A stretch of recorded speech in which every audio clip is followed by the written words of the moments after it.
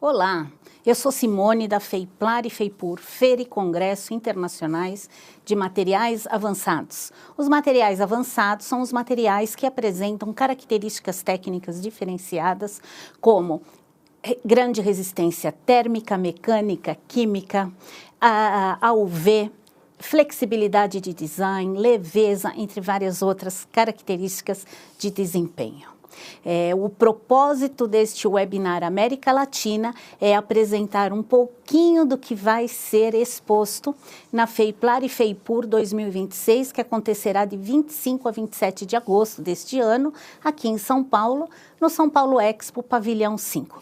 Todos vocês estão convidados. Teremos mais de 300 empresas e instituições apresentando soluções para manufatura e aplicabilidade de peças em materiais avançados, além de cerca de 180 palestras dos mais variados temas de mercado, soluções técnicas e ideias de novas peças para diversos mercados, tudo em materiais avançados.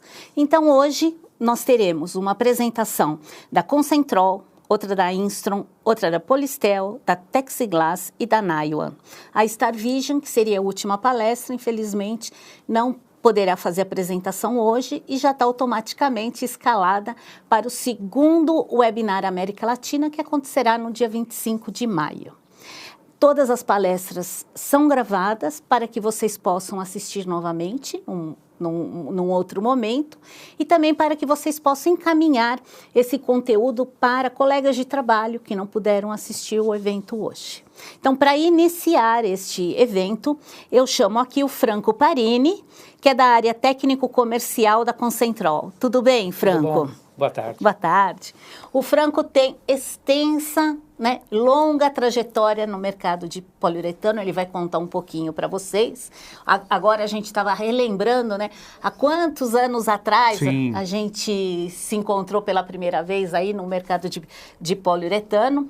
Teu tema é o desmoldante base água, desmoldantes à base de água para o setor automotivo, de certo? Exato. Então tá bom. Então uma excelente apresentação, Franco. Obrigado. Boa tarde a todos, novamente. É um prazer estar aqui com vocês.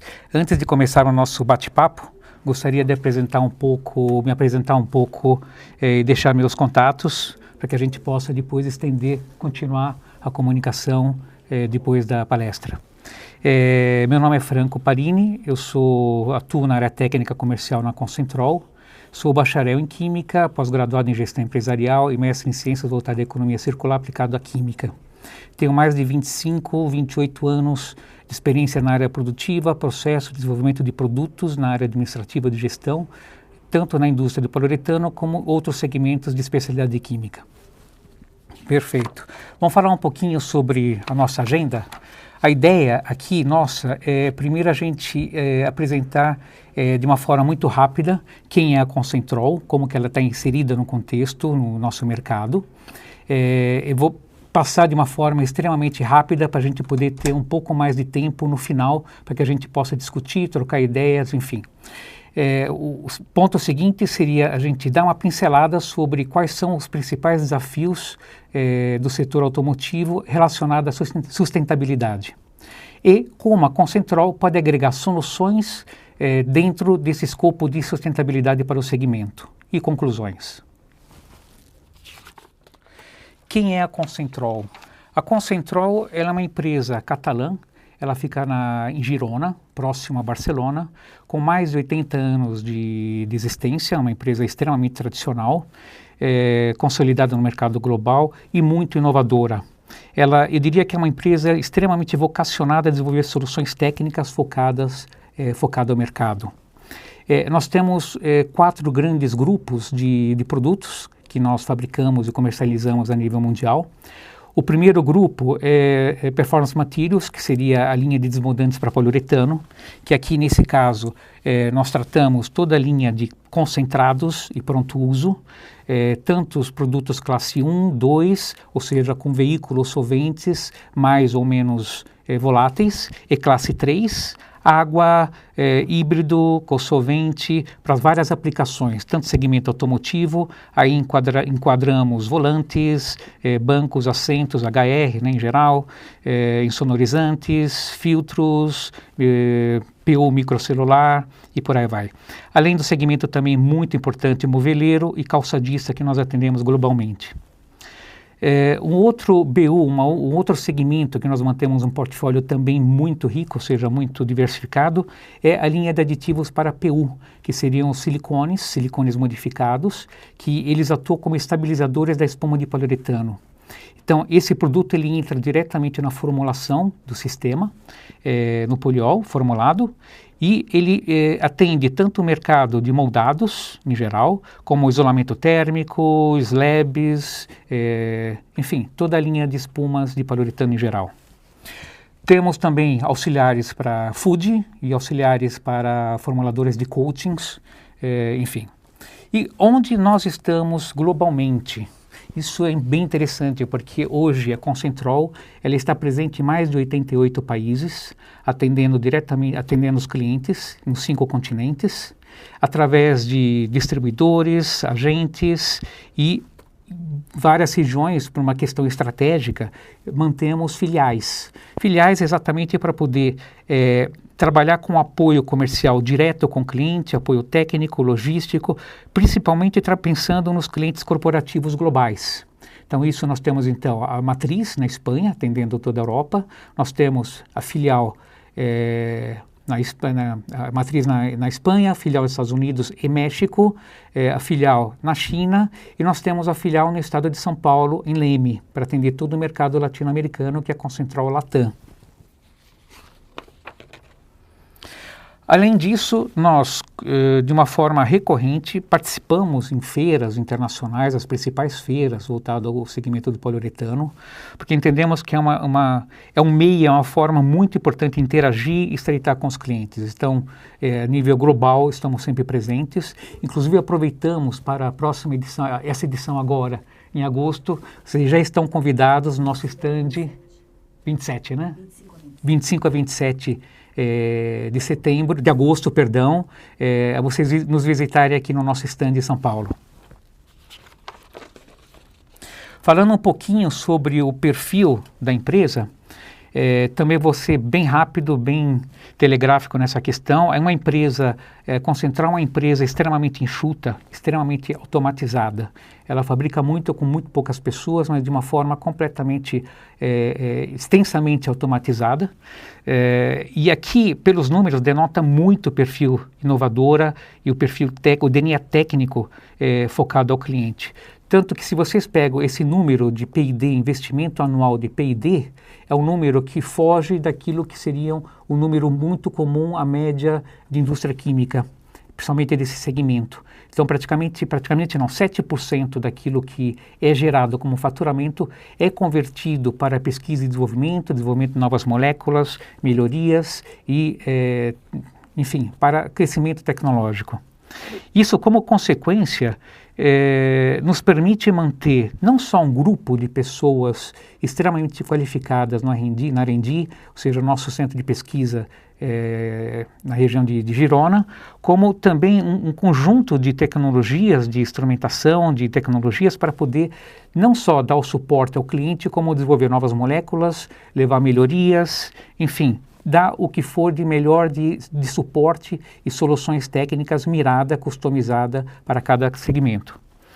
Essa estrutura que nós chamamos de capabilities, né? Ou seja, ela tem desde analisadores de imagens, medidores de partículas, como FTIR, infravermelho com transformador de Fourier, uma linha muito grande de cromatógrafos de última geração, que vai desde CGMS, como HPLC, como GPC, enfim, uma série de recursos tecnológicos focados na solução de desafios técnicos. E, óbvio, por falar em desafios, vou aproveitar esse gancho para a segunda parte, que seria nossa ideia é fazer um rápido review sobre aquilo que seriam os pontos desafiadores relacionados à sustentabilidade na cadeia automotiva nacional. Então, é uma cadeia extremamente relevante, extremamente complexa, em que todos nós estamos inseridos como participantes de uma cadeia estendida, ampliada, né?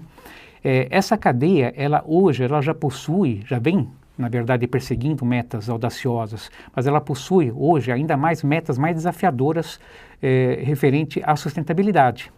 Isso nós enxergamos como sendo uma grande abertura de janela de oportunidade, de criação de valor e de diferenciação no mercado. Então, ou seja, vamos citar um pouco melhor. Então, se a gente pega um foco na questão ambiental, nós recentemente tivemos a COP30 em Manaus, onde ali se reiterou o compromisso nosso de redução de gases de efeito estufa, ou seja, pegada de carbono, em mais de 50% até 2030, comparado com aquilo que era em 2005. É algo extremamente relevante. E ainda mais, o segmento busca a neutralização de carbono, gás de efeito estufa zero, até 2050. Então, isso são extremamente, metas extremamente audaciosas.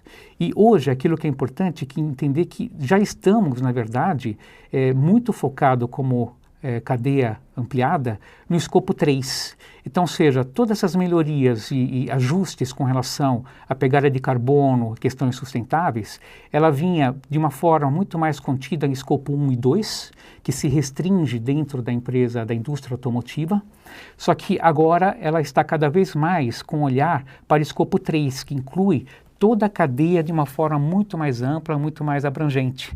Então, ali inclui todos os fornecedores dos fornecedores, todos aqueles que de uma forma direta ou indireta participam ao longo da cadeia até o objeto final.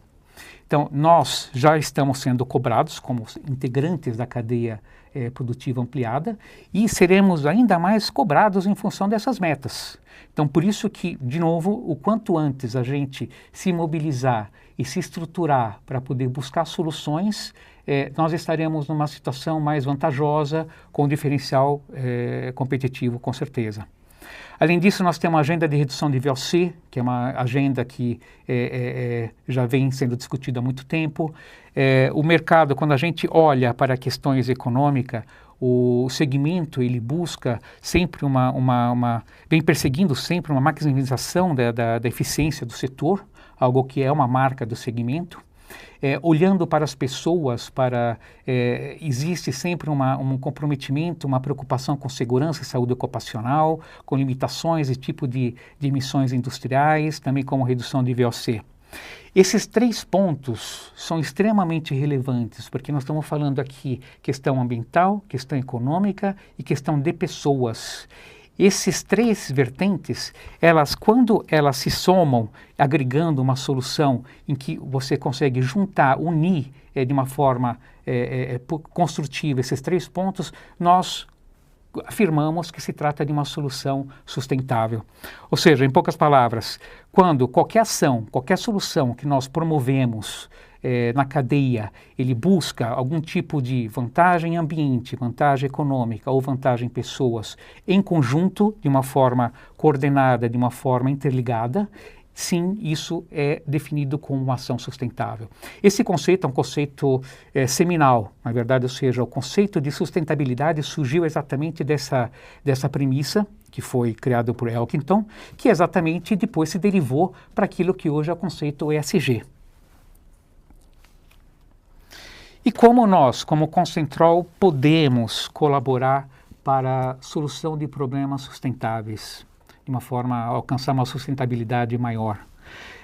Nada melhor do que a gente usar como exemplo um caso prático, um case vivenciado, trabalhado por muito tempo, de um cliente da indústria de autopeça global, fabricante de peças em PU flexível. Eu vou ser bem genérico, bem rápido aqui, mas eu vou tentar destacar a realidade dele inicial, o padrão, cujo padrão é uma situação, diria que de uma certa forma até tradicional, usual. É aquilo que normalmente muitas empresas ainda mantêm como sendo um parâmetro regular de produção. ou seja, está alinhado à velha ordem, né? Ou seja, do uso de solventes, do uso de conceitos que não têm aderência à sustentabilidade. Mas vamos lá, no caso. Esse caso específico, imagina que é um cliente que produz peças de flexível, MDI, mas poderia ser TDI perfeitamente, numa temperatura de molde 50 a 60 graus, e utiliza como desmodante um produto classe 1 e classe 2, ou seja, variando entre 1 e 2, basicamente a base de hexano ou heptano, com algumas blendas de outros solventes mais pesados.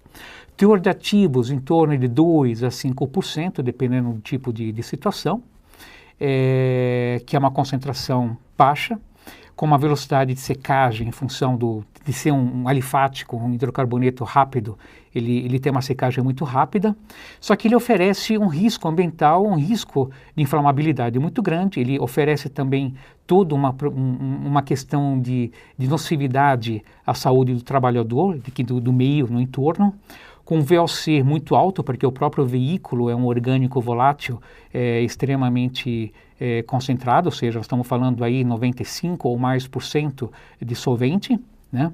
E com uma vazão, normalmente uma vazão alta. O cliente nos levou, ou seja, esse transformador, ele apontou 3 dores principais, cujas dores seria o nosso desafio para poder dar o suporte, tentar equacionar. O primeiro é o risco de inflamabilidade, óbvio, ninguém quer trabalhar com produto inflamável por uma questão inerente à explosividade e risco. A homogeneidade da peça, ou seja, havia uma variação de homogeneidade da peça muito grande, isso associado diretamente ao build-up. Build-up eu digo que é o efeito acumulativo de resíduo no molde, que acaba formando uma crosta à medida que você vai aplicando progressivamente o desmoldante, e isso acaba provocando problemas no acabamento. Então, seja a homogeneidade da peça, ele inicia depois de um molde tratado de uma forma ok, e depois, à medida que vai se trabalhando, vai se produzindo, você tem um acúmulo de resíduo e acaba comprometendo não só a performance de desmoldagem, como todo o acabamento e uma série de outras variáveis. Isso é um ponto crítico, uma dor importante para esse transformador. E, obviamente, aquilo que com certeza está praticamente, não digo em 100%, mas em a maioria absoluta das metas, dos objetivos das empresas, ele busca um custo final por peça menor. Perfeito. E o que nós fizemos, o que nós criamos, o que nós fizemos como solução com relação a isso?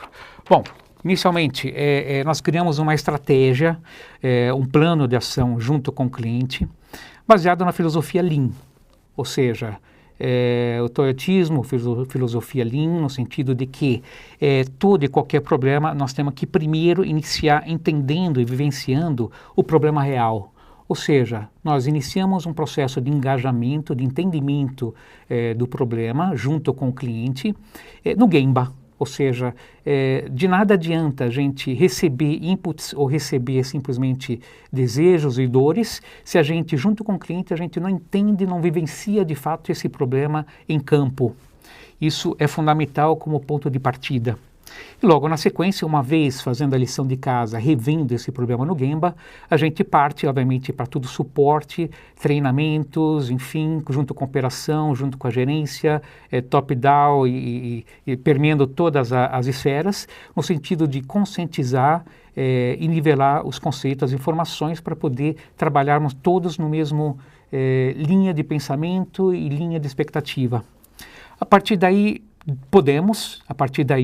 como fizemos, já selecionar dentro de um vasto portfólio de conceitos base água ou híbridos da Concentrol, selecionamos determinados grupos, determinado produto desmoldante, tá, base água, e fizemos já algumas adaptações, alguns ajustes de campo, que essa é uma das habilidades, das virtudes da Concentrol de fazer esse tipo de ajuste em campo para tornar o produto mais aderente e mais alinhado com a necessidade do cliente. Isso tudo é cíclico, ou seja, não termina aqui. É como se fosse uma variação de um ciclo PDCA. Então, ou seja, depois que terminou essa etapa, nós temos que revalidar, ou rechecar, ou relapidar o projeto voltando no Gemba. Então, esse é um ciclo rápido, constante, que é feito continuamente com o cliente para a gente poder, com o objetivo unicamente de maximizar o resultado. E essa maximização nós vamos ver que trazem resultados muito diferentes do que um resultado quando simplesmente você oferece uma solução, um produto único, enfim, com tentativa e erro. Aqui, nesse caso, nós também, além disso, adotamos, muito importante, um processo de desenvolvimento de forma muito clara, transparente. Então, todo e qualquer passo é transmitido de uma forma sistemática, e isso nós usamos, inclusive, uma ferramenta de Lean chamada A3. Bom, nós, como seres humanos, somos pragmáticos, quem não é? A gente gosta de ver o resultado. Tudo é lindo, maravilhoso, mas desde que o resultado seja efetivo. Ok, então vamos falar sobre alguns resultados. Esses resultados são resultados obtidos depois de 5 meses em que a solução principal está em regime. Eu digo a solução principal porque redesenhar novas soluções e aprimorar e trazer melhorias é uma constante dentro de um ciclo PDCA e dentro da filosofia de trabalho que a gente mantém com um parceiro engajado. Mas aqui, voltando aqui à nossa questão, redução de inflamabilidade. Nós conseguimos reduzir 100% da inflamabilidade, ou seja, viramos a chave literalmente de inflamável para não inflamável. Risco de saúde do trabalhador. Havia um risco muito grande de exposição a gases nocivos, não só ao trabalhador, como ao ecossistema no entorno. Isso nós viramos a chave também trabalhando com um produto extremamente inócuo, ou seja, sem nenhum tipo de problema com relação à saúde. Com relação à redução de build-up, nós reduzimos 75%, quase 80% do build-up. Ou seja, despencou, tivemos ali praticamente uma redução muito, muito grande da frequência de limpeza por não haver necessidade mais da limpeza no molde. Além disso, nós tivemos uma redução de mais de 85% da liberação de gases de VOC, isso muito estimulado, muito em função da troca do produto cujo veículo deixa de ser um solvente e passa a ser um veículo base água. Tivemos uma redução de custo variável também extremamente significativo. Ou seja, quando eu digo redução do custo variável, eu digo considerando apenas o custo da formulação, ou seja, custo dos materiais na formulação. Não inclui os custos associados aos ganhos econômicos gerados pela otimização do processo, otimização de build-up, enfim, todos os demais pontos que podem, de uma certa forma, ser convertidos em cifras, em ganhos para a empresa, para o parceiro. Ok, e melhoria operacional também, porque nós objetivamos 100% de melhoria, estamos aí na casa dos 60%, porque estamos aí num processo de melhoria gradativa, mas visamos aí aumentar esse número. Vamos entrar um pouco mais em detalhes.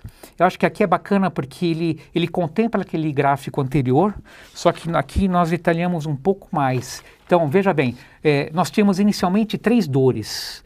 Um associado à inflamabilidade, porque a condição original era inflamável, hoje não é mais inflamável. Nós tínhamos a questão do build-up, que era crítico, hoje, na versão original, acontecia uma limpeza, um tratamento com gelo seco, que é muito dispendioso nos moldes, praticamente uma vez por semana, a cada 10 dias. Hoje acontece a cada 4 meses, de uma forma preventiva, não como sendo mandatório. Poderia ser até estendido, mas por uma questão de prevenção, se estabeleceu em torno de 4 meses. Custo variável da peça. Tivemos uma redução em 35% do custo variável associado ao desmoldante na peça obtida. É um número extremamente interessante. Consumo do desmoldante por peça, tivemos já 60% de redução, ou seja, caiu para menos da metade. Além das dores principais que tinham sido apontadas pelo transformador, nós, dentro do Gemba, nós detectamos que essa solução, ela acabou também levando uma série de outros benefícios, de dores que não eram talvez percebidas ou que não eram listadas porque tinham as outras primeiras 3 que eram mais nítidas, mais gritantes, como, por exemplo, risco do produto, saúde do trabalhador. Produto tóxico, passamos para um produto de nula toxicidade. Custo do gelo seco, que antes havia um consumo de em torno de 1,5 toneladas por mês de CO2 de gelo seco, se reduziu abaixo de 300, estimado, porque até é menor do que esse número. O ambiente de trabalho, o odor, deixou de ser intenso para não existir praticamente o quase que inodoro. O limite de desmoldagem, antes tínhamos como referência uma desmoldagem, uma facilidade de desmoldagem que ela decaía, ela diminuía ao longo do tempo em função de sujidade. Agora não, ele mantém um efeito constante, flat, e já parte com uma condição de desmoldagem, inclusive superior em função de aditivações, de apelos, de lubrificação que nós incorporamos no desmoldante. Armazenamento e bombeamento, estocagem, movimentação do produto, esse é um ponto também muito gritante, porque quando você movimenta grandes volumes de um produto que é base solvente, você tem um custo e um risco associado tanto no transporte do fornecedor até o cliente, manuseio interno, logística interna, estocagem. Então, isso tudo se eliminou.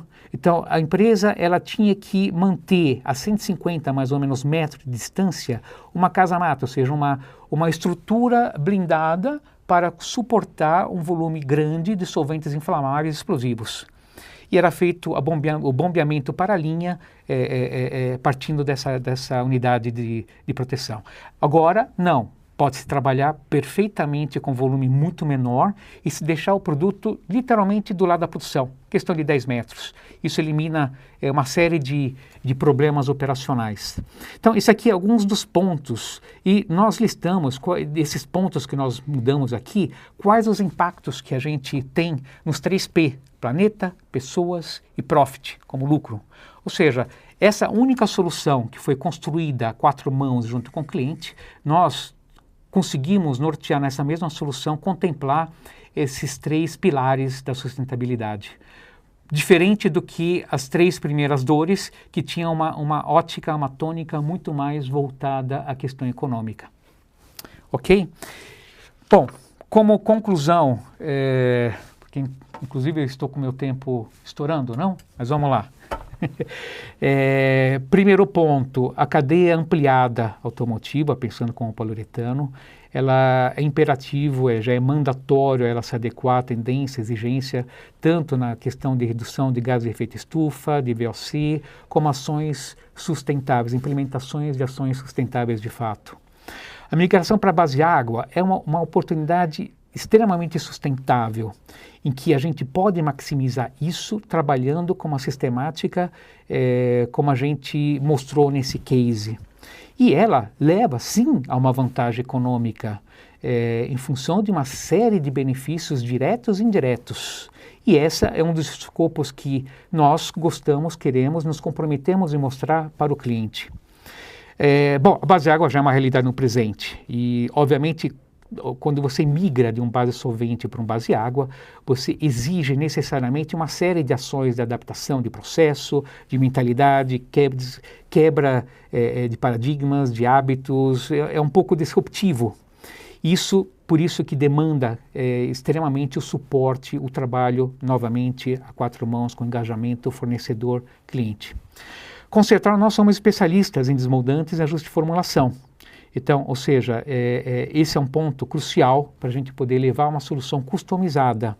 E eu diria que podemos resumir muito nesse trade-off, ou seja, seria um ponto de escolha. Nós temos aí uma escolha, ou seja, na verdade, quando a gente muda para um base água ou tenta melhorar os resultados sustentáveis, já trabalhando com base água, nós temos que fazer isso, com certeza, com uma ação conjugada, cliente concentrou no Gemba.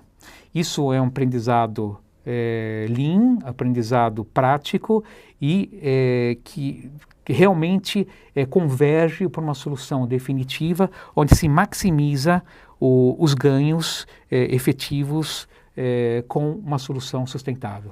Tá, estamos aí para tentar tirar dúvidas e eu conto muito com a oportunidade de aprofundar nesse tema e iniciar, sem dúvida, um desenvolvimento, uma parceria, buscando melhorias, buscando aperfeiçoar um pouco esse tema sustentável.